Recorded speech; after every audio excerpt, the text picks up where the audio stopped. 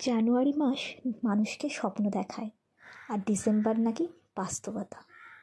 দেখতে দেখতে জীবন থেকে আরও একটা বছর কম হলো।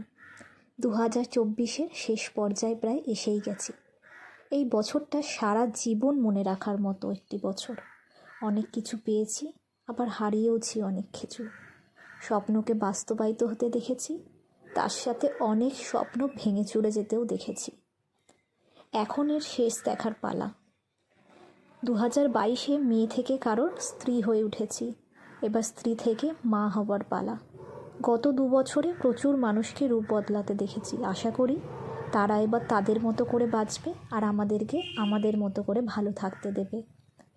আশা করি যে এই বছরটা আমাদের জীবনের সেরা একটি বছর হিসেবে ধরা দেবে। তো বন্ধুরা, তোমাদের 2024 কেমন কাটলো জানাতে কিন্তু একদম ভুলো না। দেখা হচ্ছে আরও একটা মিনি ব্লগে।